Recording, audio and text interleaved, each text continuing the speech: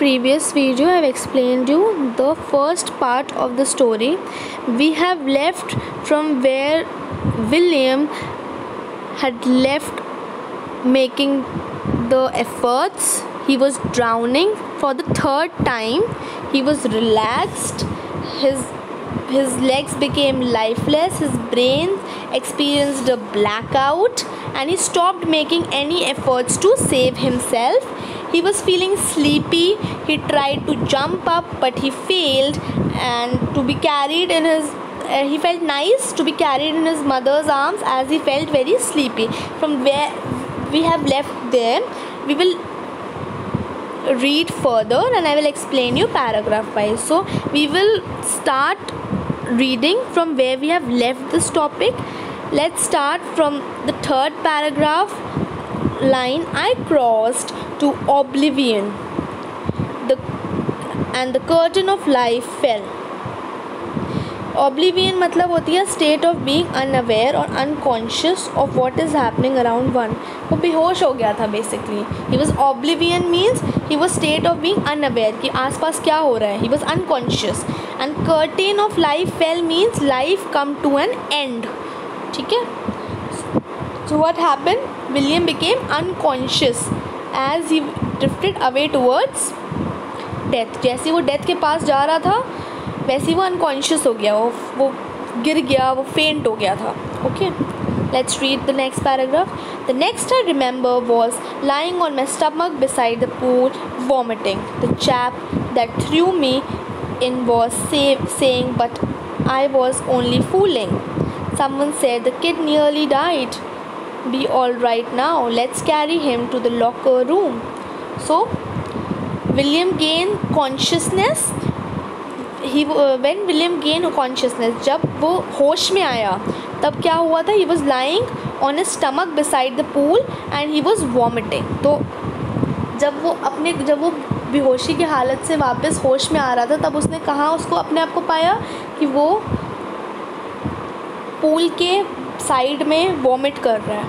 He heard someone scolding the boy who had pushed him into the pool. तो उसने ऐसा सुनाई दे रहा था उसको कि जो उस लड़के को डांट रहा है जिसने उसको पुश किया था पूल के अंदर.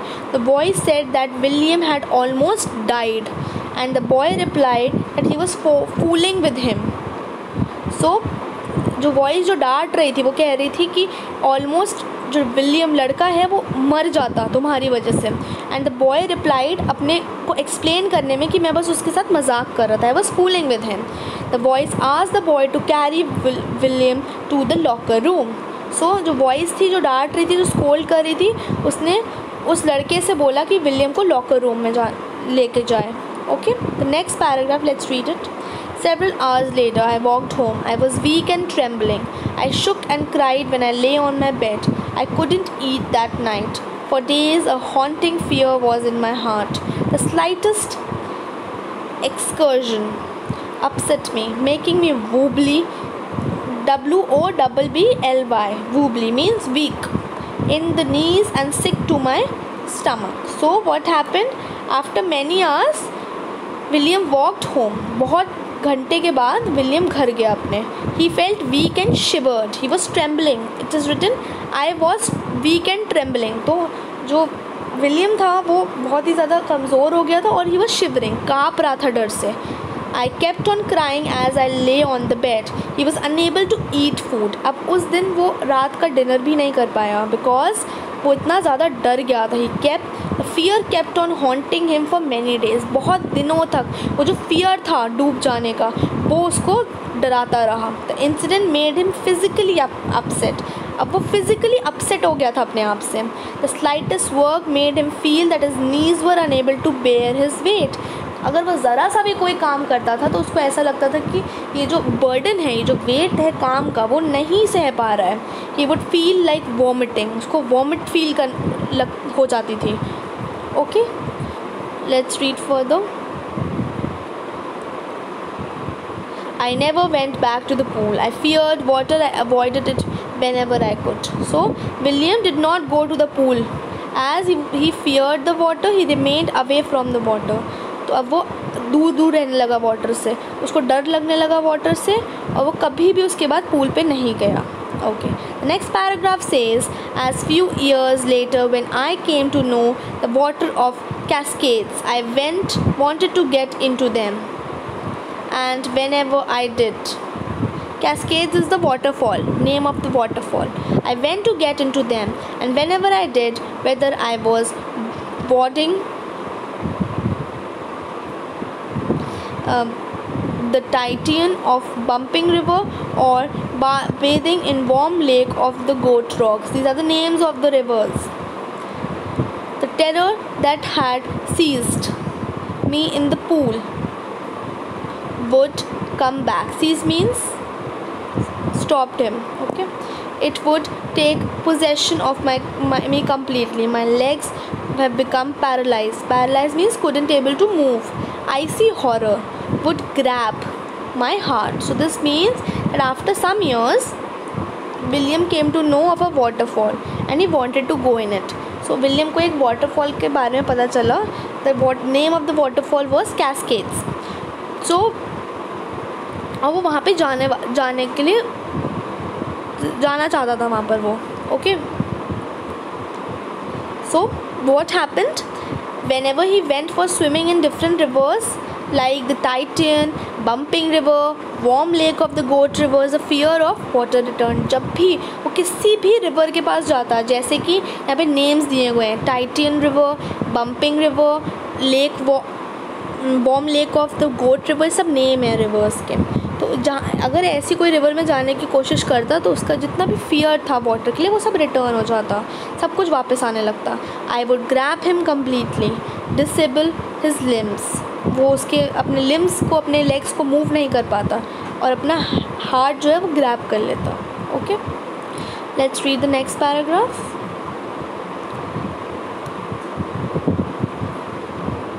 This handicap stayed with me.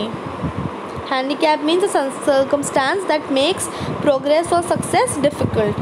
Handicap का मतलब होता है कि कोई ऐसी सिचुएशन जो आपकी सक्सेस में डिफ़िकल्टी लाए.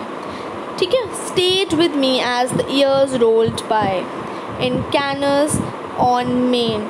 Canoes means small boats on Maine lakes. Fishing for landlocked salmon, bass fishing in New Hampshire, trout fishing on the Deschutes and Metolius in Oregon, fishing for salmon on the Columbia, at Bumping Lake in the Cascade. Wherever I went, the haunting fear of the water followed me. It ruined my fishing trips, deprived me. Deprive means to take away. Okay, the joy of canoeing, boating and swimming. So वो क्या बता रहा है इस paragraph में कि जब भी वो किसी डिफरेंट रिवर्स में जाता, बोटिंग करने जाता या फिर स्विमिंग करने जाता या फिर फिशिंग करने जाता, तो ये जो जितनी भी वाटर का फियर की वजह से, उस हॉन्ट की वजह से, मुझे उस सिचुएशन की वजह से मुझे जितनी भी ट्रिप्स थी मेरी वो सब र्यून हो जाती. र्यून मीन्स डिस्ट्रॉय हो जाते हैं. और मैं डिप्राइव करता अपना वो joy of boating and swimming, वो मैं कभी फील ही नहीं कर पाता. This is what he is saying. So the fear of water remained with William as he grow up. जैसे ही वो बढ़ता जा रहा था, उसका जो वाटर का जो फियर था वो उसके पास ही था, वो कहीं नहीं गया था अभी भी. On the boating trips to different lakes. तो लेक्स के नाम दिए गए यहाँ पे. In the main region, new hemisphere, डेस्चस, मेलिशियस, Columbia, bumping lake. Wherever he fished different varieties of fishes, namely salmon, bass and trout. ये सब फिशेस के नाम हैं. तो जहाँ पे भी वो जाता था फिशिंग करने, the fear followed him. Fear उसके पीछे पीछे चलता था. His fishing trips were destroyed as he did not enjoy boating and swimming due to the fear. उस fear की वजह से वो कुछ भी enjoy भी नहीं कर पाता था. Okay, let's read further. Let's read the next paragraph. Okay. I used every way I knew to overcome this fear, but it held me firmly in its grip. Finally, one October, I decided to get an instructor and learn to swim. I went to the pool and practiced 5 days a week, an hour each day. The instructor put a belt around me. A rope attached to the belt went through a pulley that ran on an overhead cable. Cable means thick rope. रस्सी, बहुत मोटी रस्सी. He held on to the end of the rope and we went back and forth. Back and forth मतलब आना फिर वापस बाहर आना, फिर अंदर जाना फिर वापस बाहर आना. Okay. Back and forth across the pool, hour after hour, day after day, week after week. On each trip across the pool, a bit of panic seized me. Each time the instructor relaxed this hold on the rope and went under, some of the old terror returned and my legs froze. Each time instructor relaxed his hold means धीरे धीरे वो रोप छोड़ने लगा था, but जैसे ही वो छोड़ने लगा था वैसे उसका फियर वापस आने लगा था. It was 3 months before the tension began to slack. Slack means to reduce. Then he taught me to put my face under water and exhale. Exhale मतलब सांस अंदर बाहर लेना, अंदर लेना. And to raise my nose and inhale. And सांस inhale मतलब सांस छोड़ना. I repeated the exercise 100 of times. Bit by bit, I shed part of the panic. Panic means fear that seized me when my head went underwater. Gripped. Seized मतलब होता है grip कर लेना. Okay, so what happened? William tried to ward off the fear, but he was unable to get rid of. उसने बहुत कोशिश करी कि वो ये जो fear है वो चला जाए, but वो नहीं जा रहा था. Finally, in a month of October में he hired an instructor to teach him swimming. तो उसने एक personal instructor hire किया और उससे बोला कि वो उसको swimming सिखाए. He would practice for an hour each day, 5 days a week. तो days के 5 days वो जाता था और एक घंटा रोज़ स्विमिंग सीखता था. William describes the learning process. अब इस पैराग्राफ में लर्निंग प्रोसेस जो है वो डिस्क्राइब किया है विलियम ने. The instructor put a belt around William's waist. The belt was attached to a thick rope. The rope was through an overhead pulley and was held by the instructor. So एक belt थी जो William पहना हुआ था, उस belt से attach थी एक रोप, थिक रोप. वो थिक रोप जो थी वो पुली के ऊपर थी. पुली जो एक गोल सा व्हील होता है जिससे इधर उधर आपने देखा होगा पुली क्या होता है. ओके. और वो जो एंड था रोप का वो इंस्ट्रक्टर पकड़ा हुआ था. It assured that in case William drown the instructor would pull him out. तो वो किस चीज़ के लिए था वो सब कुछ? ये इंश्योर करने के लिए कि अगर वो डूबता है विलियम तो इंस्ट्रक्टर उसे खींच लेगा बाहर. William swam across the length of the pool for several weeks. Whenever the instructor loosened the rope, अब धीरे धीरे जब वो सीख रहा था तब इंस्ट्रक्टर धीरे धीरे वो जो रोप था वो छोड़ने लगा था. He went into the water and fear would return. तो जैसे जैसे रोप ढीली करने लगा वो और अंदर जाने लगा वाटर के, और धीरे धीरे वो जितना भी फियर था वाटर को लेकर वो सब वापस आने लगा. It would immobilise his legs means वो अपने लेग्स को हिला भी नहीं पाता था. It was after 3 months of practice that William got comfortable. अब 3 months हो गए उसको प्रैक्टिस करने में, तब जाके वो कम्फर्टेबल हुआ वाटर के साथ. Then the instructor taught him to breathe in the water. फिर उसके बाद इंस्ट्रक्टर ने उसको सिखाया कि वाटर के अंदर सांस कैसे लेते हैं, ब्रीथ कैसे करते हैं. Okay. He taught him to put his face under the water and exhale his breath. और फिर उसने उसको सिखाया कि कैसे अपना फेस जो है वो वाटर के अंदर करते हैं और सांस रोकते हैं, और जैसे ही बाहर आते हैं सांस छोड़ते हैं. ठीक है. William practice several times. बहुत सारे टाइम्स उसने इस चीज़ को प्रैक्टिस करी. Gradually he get rid of the panic. जो फियर था ग्रेजुअली धीरे धीरे वो कम होता गया. And he would grab him when he put his head under the water. Okay. और वो अपने आप को ग्रैब कर लेता था जब भी अपने हेड को वो वाटर के अंदर डालता था. Okay. Let's read the next paragraph. Next, he held me at the side of the pool and had me kick with my legs. For weeks I did just that.